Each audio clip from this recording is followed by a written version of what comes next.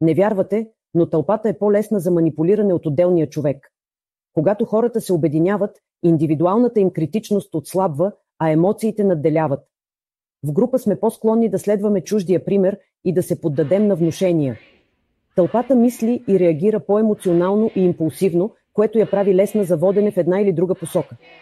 Колко е лесно се влияе на тълпата? Съберете малка група хора, колеги, приятели, създай ситуация на избор. Нека да избират между две картини или фрази с две алтернативи.